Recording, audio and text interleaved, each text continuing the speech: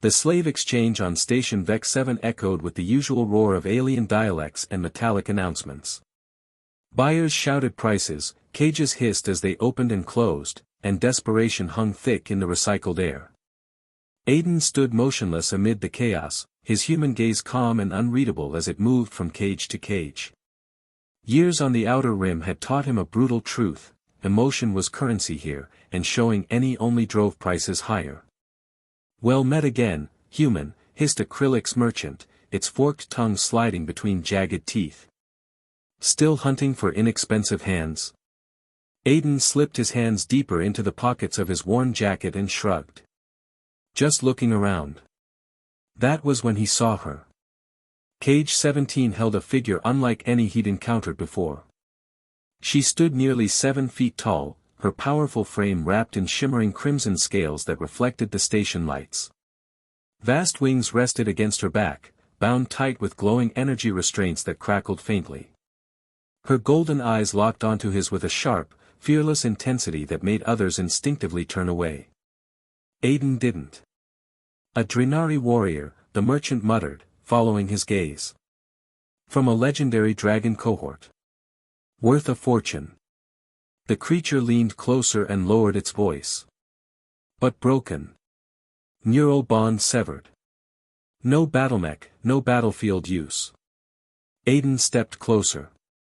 Scars crisscrossed her scaled skin, old wounds from wars fought light years apart. She gripped the bars, claws digging into metal. Despite her size, her voice came out soft. "Please," she said.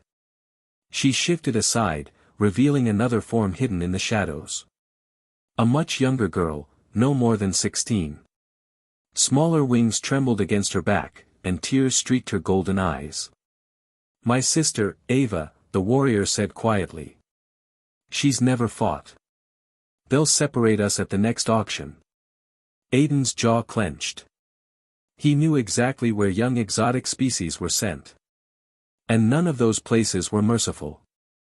"What's your name?" Aiden asked, his tone steady despite the tightening in his chest.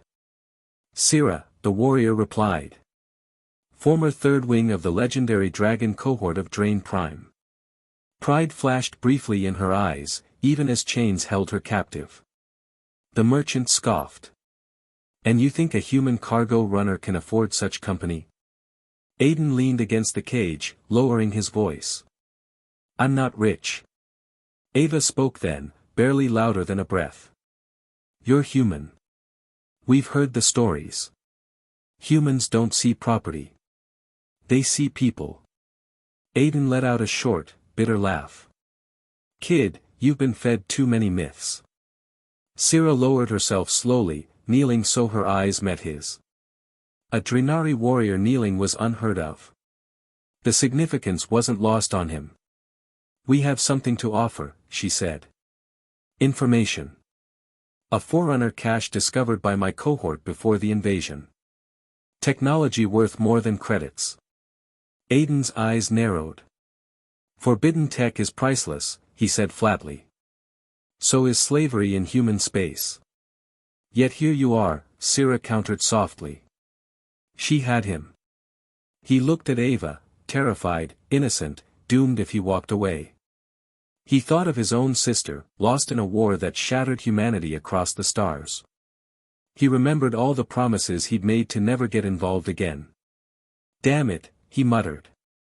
20 minutes and every credit he owned later, Aiden walked toward the docking bay with a datapad confirming ownership of 2 Drenari females. The merchant had been stunned, no haggling, no delay. Syrah walked beside him, chains gone but tension still in her posture. Ava clutched her sister's arm, flinching at every noise. "My ship's nothing special," Aiden warned. "And I don't even know what I'm doing." "You freed us," Syrah said simply. "That is enough." "I bought you," Aiden corrected quietly. "Legally, you're still slaves," Aiden continued as they reached the battered freighter. "Freeing you takes paperwork, coalition registration, species verification." Ava stepped forward, fear replaced by sudden resolve. "Please. Let us work for you." Do anything. Just don't send us back. Aiden stopped at the ship's ramp and turned to face them. Here's how it works. Once we reach Coalition space, I file emancipation forms. Until then, your crew.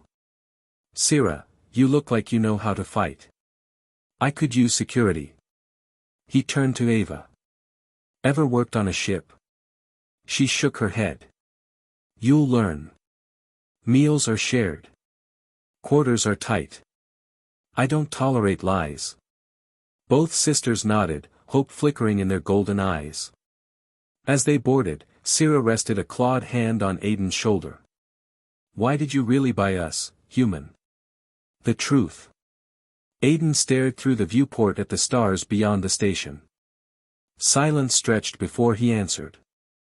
Someone once told me humanity's greatest strength isn't tech or numbers. It's that we believe people deserve second chances. Even when it's foolish. Even when it costs everything. Your species is strange, Sierra said softly. We're idiots, Aiden replied with a tired smile. But we try. The engines roared to life as the freighter pulled away from Station Vec 7. None of them noticed the merchant watching from afar, already transmitting a coded message. A human had just purchased members of a legendary cohort. And the galaxy was about to learn what happens when you threaten someone a human chooses to protect.